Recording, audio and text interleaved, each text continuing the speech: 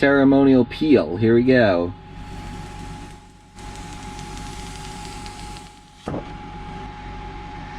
That has a wonderful touch. Very premium. Nice glass. That's even better than one of my parents' cars that have one of the displays up here. This feels way better. Let's unbox this. We have some kind of bracket here, and that note there just says to be sure that the screen rests, the bottom of the screen rests on the dashboard, and you don't try to suspend it in the air. The red cable comes out of this plug here, and it just has a loose end on it. And then on the other end, we've got this plug, so I'm sure we'll find out what that's for. We've got a sticky pad and some mounting screws. This is a little camera. We've got some documentation and another unique cord. Looks like it has an aux cord on one end, and then a it almost looks like a USB type plug on the other end. Portion feels like you're unboxing like an iPad or something. The box, it reminds me a lot of it. So here's the device itself. Pretty sweet screen there. 12-volt cigarette style plug. It's got a USB out on the back. An on-off button switch, I think, which is nice. And then USB-C power delivery. Here we've got a USB-C cable to USB Type-A. We've got another mount and another mounting pad of some kind. Some sticky strips and more documentation. And that's it. There's not too much in this manual worth mentioning, with the exception of if you're sending the audio through this interface, it does not support lossless audio formats. So if you're trying to get the best audio quality possible, be sure to use your integrated system in your car. You'll see in my particular application, I have a really old car that has no Bluetooth or auxiliary inputs or anything like that.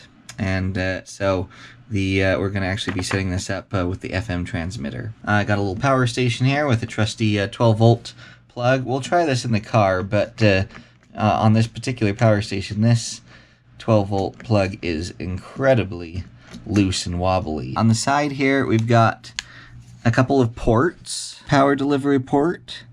We've got an audio port. We've got the AVN, which I assume is the backup camera. And then we've got the microphone, and then we've got a data USB port.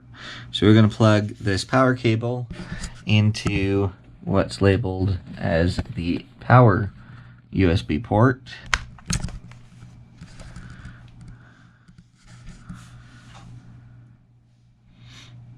And there we go. It's pretty quick boot up time. There's some configuring that needs to happen here, but first off, let's just see if we can get the Bluetooth to pair. Let's go to the Bluetooth. All right, on the phone, I see the device, so let's tap that. Okay, now it's asking if we want to use CarPlay. We're going to go ahead and say yes. Now it's saying connecting. Oh, and there we go. And you get to see just a giant blurred mess here, so that got all the info that you don't necessarily need to see. So we can pull up the music. Obviously nothing's going to play yet because we don't have any FM receivers nearby yet. It did sync to the correct time, which is great. To this, that just takes you to CarPlay.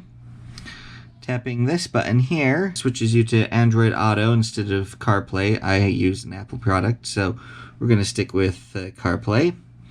Obviously, we went over the Bluetooth. This right here, to be able to configure your display. I'm going to leave it on the defaults for now. Brightness. We can do daytime, have it be automatic. There's a daylight sensor somewhere on this. Oops, and I pushed the wrong button. So anyway, and you can toggle that off and on. I'm going to leave it on for now. We can select different wallpapers. Some cool ones. I'm going to go with that one. Oh, this is kind of fun. You can set up different car logos. So you can go CarPod Pro, or in my case I have a Honda, so we're going to go with Honda. You can set it so that it automatically returns to CarPlay. That's the feature I keep seeing here, 10 seconds, and it returns back at CarPlay, which is good on a normal thing. But for now, while we're exploring with this, I'm going to turn it off. 60 FPS, that's pretty darn good. Right drive, I'm not sure what right drive is. And we'll have to do some research on that. This gives us some volume control. There's no over-the-air updates for this, which is good and bad. Display only, the FM broadcast, or you can do the auxiliary, going into the auxiliary port or the speaker. Let's try setting it on speaker for a minute and test the speaker. Go to the volume. Let's turn the volume up. That's better. But it's still not crazy loud. Mine came with this backup camera that supposedly connects with this. So I've got that wired into the display here. What it needs to do is this wire right here needs to be connected to the positive wire going to the reverse lights. That way when you go into reverse, the lights get energized. This wire gets the signal and supposedly it turns the camera on. To test that, again, I'm going to use this trusty power station, and we're going to just apply 12 volts down this wire here and see what happens. Alright, we're going to apply 12 volts, and it says no. Oh, there we go. Just had to pull it out and try it again. Let's try it again. Out, reverse. And if I bump the camera, you can see that we're getting a feed now. Welcome to the car here. Deciding where to mount this. I debated about putting it up here. Problem is, to me that seems like it's obstructing the view just a little bit out the car. So I'm not a huge fan of that. It also just gets completely beaten by the sun. I'm sure that's built to, support heat and the sun. I've actually had it in my car just kind of floating around for initial testing last couple of weeks, and it's been in the high 90s, low hundreds, and it's been working fine. But the visual obstruction is probably the biggest issue. So I got this little pull-out unit right here that just so happens that this small bracket will work great. They do send you this giant suction cup option that could go on the window and support it that way, but I felt like that was even more obstructive. Okay, so what I did is I just mounted that actually down in this cup holder, so that way if I wanted to remove that, I can, and this will still slide in and get out of the way. But then it's also going to put the screen into a really nice angle. Let me show you. Hard to see in this shade here, but anyway, it's got a nice angle up to the driver's seat. I'll show you from that perspective. So here we are in the driver's seat, and you can see it's highly visible. Great angle. Still got full control of this. Very convenient to tap on stuff that needs to be tapped on. I love it. Now it comes with this awesome backup camera, but I have no good way to route the cord with the length that it is and get it outside and mount it in a good spot. So we're gonna have to take a pass on that at this time. As you saw at the beginning of the video, it works and works exceptionally well. Watch how fast this thing boots up. I've got it connected to my radio here because I don't have, this car's old enough, it doesn't have an aux port anywhere here. Watch this. You hear a little static, it goes away, it boots up,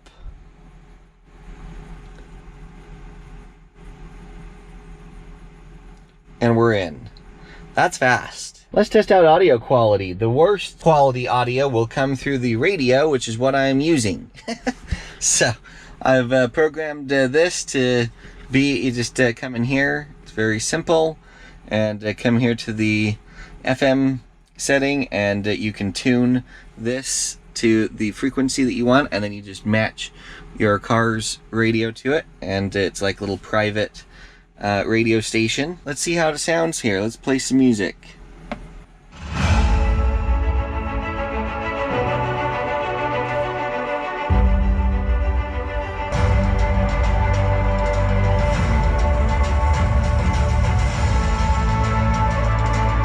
Sounds pretty darn good. There's a little distortion that you would get with any radio.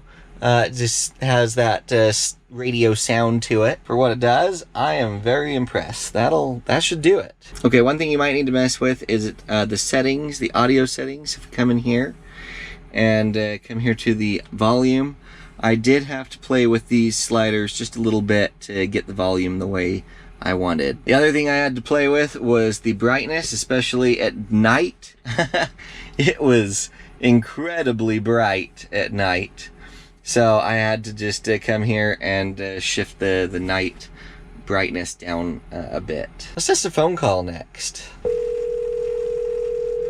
Hear a little distortion from the radio. Hello? Hello, I'm calling from the car. We're testing the CarPodGo. How does the audio quality sound to you? And I can hear you, so must be working fine. Would you say it's fairly clear, easy to hear? Yeah. Sound like I'm far away at all? No. Stay with me for a minute. It seems a little quiet here. So based on what you've heard, you'd say this pass is okay audio quality. I think so. I mean, I wouldn't say that it's like the same as when it's normal or your AirPods or something, but it's not bad. Okay. It's easily understood, and you know what I'm saying? Yep. Thank you for testing it out with me. You're welcome. So, as you heard, there was little distortion during that phone call with the spoken word, and I think that's mostly due to it going over radio. But it's certainly clear enough that I can understand it. Let's do a text message test here. Hello, I am testing out the CarPodGo and its texting capabilities. It says, "Hello, I am testing out to the CarPodGo and its texting capabilities. Send it." Yes. Done. Again, we got a little bit of fuzziness. Hopefully you could hear that. But that, I think, is mostly due to, again, radio interference. There's all kinds of things that can interfere with that and create that static. So, of course, if you've got, an aux plug or something that's not the radio, you will get better quality than this. This is kind of the worst case scenario. All of a sudden, just like that, having CarPlay features in a car that doesn't have those features to begin with, I'm happy. Prior to permanently installing this, I've actually just had it sitting here on this little table, riding with me for the last couple of weeks. It's probably been close to a month plus actually now since I received this until now, when I'm getting time now to make this video. So I've tested it, driving on freeways, noisy roads, etc. The microphone does a fantastic job of picking you up, all things considered. Could it be better? Yes. Is it sufficient? Yes. And it's been flawless. It's connected every single time. It's booted up incredibly fast. It's been hot, and it hasn't had any issues whatsoever. If you guys have a car like this that's old and dumb, and you want to add some smarts incredibly fast and easy, do not pass go, do not collect 200, just buy a CarPodGo. I'll leave a link for it down in the description as well as in a pinned comment. Speaking of comments, leave yours down below. What do you guys think of this? Do you think this is a viable solution? You guys always have so many good thoughts and are so smart, and I love to hear from you. So sound off in the comments. I want to hear from you. Please don't forget to give us the like. Consider subscribing. That adds the motivation and encouragement I need to continue bringing these videos to you. We'll catch y'all next time.